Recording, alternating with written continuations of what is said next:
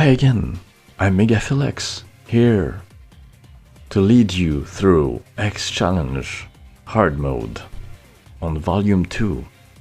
And here we have Stage 7, which is a relatively easy one.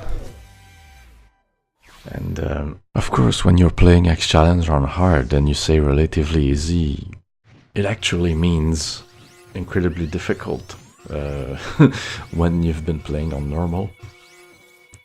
But we start off with one that is actually not too bad if you know to use the electric spark and charge it to get rid of Turtloid's green crystals quickly.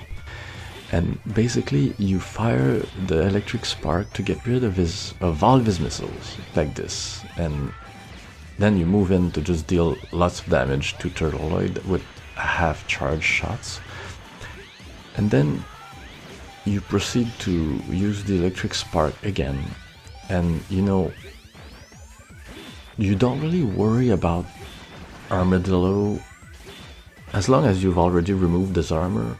And look at this, you can duck underneath Armadillo's shots. So, and you see here I'm taking a beating from Turtloid's like meteor rain attack, but I still end up, you know, succeeding anyway. So yeah, the thing with the electric spark is it takes out Turtloid's crystals really fast, so you can deal lots of damage to him.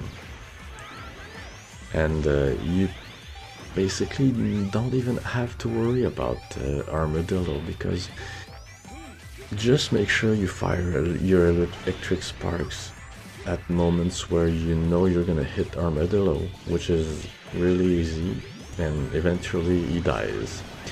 Just make sure that your electric sparks will hit Turtloid and his crystals.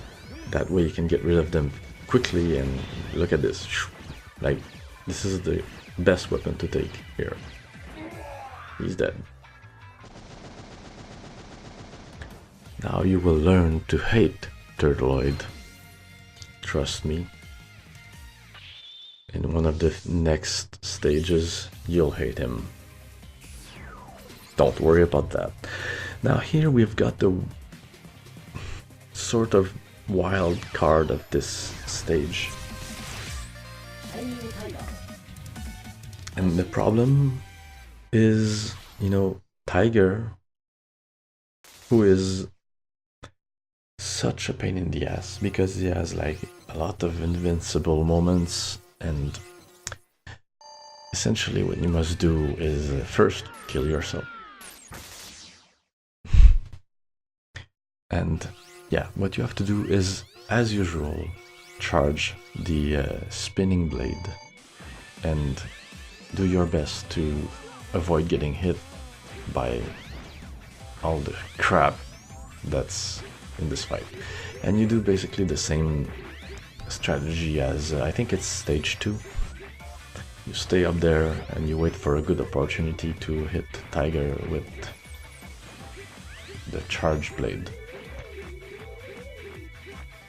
You can try and spin the blade just before it deactivates to try and get a free extra shot, but you're probably not gonna run out of ammo because he takes lots of damage from it. So yeah,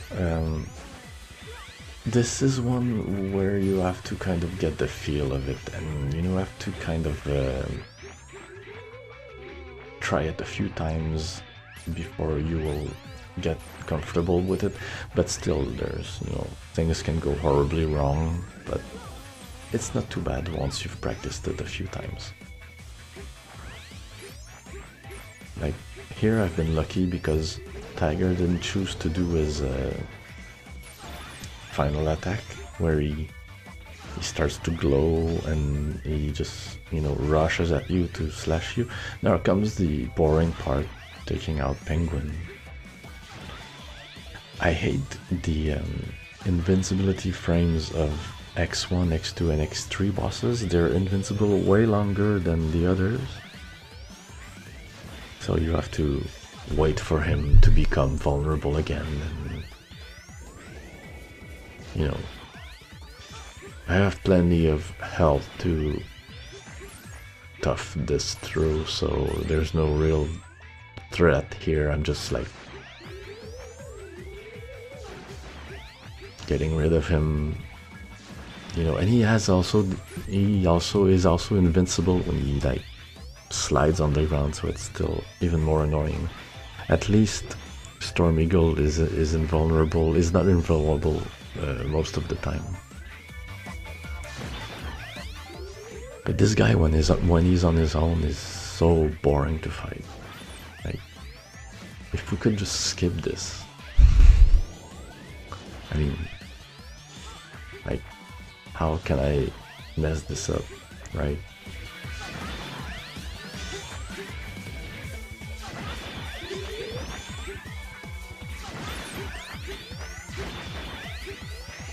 Now I'll start talking about the next fight.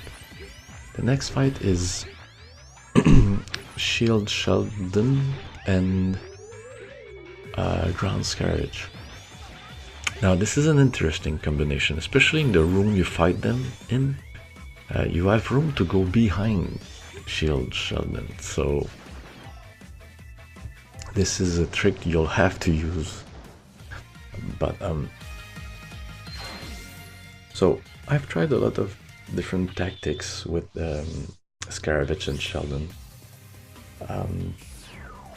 but the one I found that's the best for me is to go on the right side of the screen, as you'll see, and I want to take Ground Scaravage out first. And the thing with Ground Scaravage is that if he's coming, well, first I need to say that going on the right side is important, because if you do it from the left side, Sheldon can hit you with his bouncing shells, so it's better to just go to the very, very far right side, duck, and do what I say. So you equip the anchor, because that's the weakness of Sheldon, and it's going to be useful against Scaravage. So you need Scaravage to always come from the left side of the screen. That is, you have to hit him while he's pushing his ball, before he gets to you. Like here I messed it up, so I'm gonna have to get him to go to the other side. And when you hit him once, like this, he switches sides. Now here I shouldn't have hit him, but basically when you hit him once, he goes back to where it came from, which allows you to score some hits. Now when the ball is purple like this, your shots will bounce on it. So you have to time your charge shot so that he will eventually get hit by the lingering plasma shot, or you fire an anchor like that to hit him through the ball so he goes back there. When the ball is brown, your shots go through it, so it's not a problem. So here, like you see, if he's pushing the ball, you can fire a charge shot and he will eventually get hit by the lingering plasma shot. Oh, also remember to always hover to dodge Sheldon's shells when he throws them like boomerangs.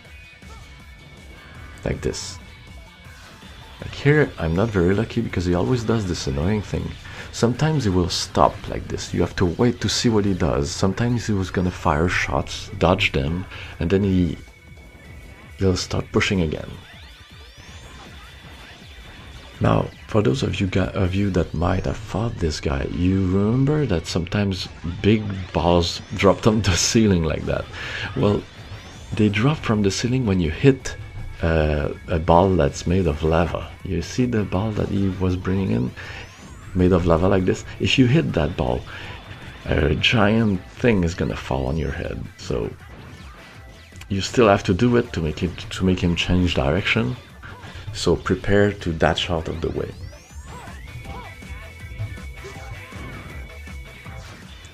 So when he's in his final attack mode, he'll start throwing balls that will bounce like this, throwing rocks that bounce, and he'll throw them like this. As long as you stay ducked, you should be fine, except if Sheldon times his shells at the wrong time, but you should have enough health to survive. Like now, like small charge shots will take care of Scaravich quickly because he stays there, so you can keep shooting him. Yeah, you see, like the shot goes through the brown rock.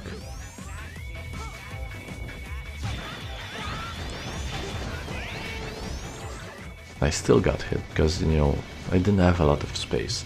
So now with the Scaravich out, you just go on the ropes at the top of the screen and wait to see what he's gonna do. If he's bouncing like this, you just jump to the other side when the shell is down there. Then he'll always do this boomerang thing, so you go on that side and, you know, keep shooting small charge shots. If he does this, you can just hover in the middle like that. And like, don't move. Stay there. Your hover is just long enough to survive that. So yeah, if you go to dodge the double bouncing shells like that, you can see them coming if you see that he's like he does a special animation before he does it, so you should, like, after enough practice you'll see it coming. Now when he does this, fire a charge shot like this, wait for it to hit 3 times, then fire an anchor. That's why you bring the anchor, because you don't want to have to run around the room waiting for the attack to die out. Yeah, that's pretty safe. When he does like his attack with the shells on the corner, you just jump and hover in the middle to avoid getting hit when he does that, like the initial, you know, phase of the attack. Then you just wait for him to be close to you and fire an anchor at him. You need, like, bringing the anchor makes this considerably easier. Of course, things can go wrong against Scaravich.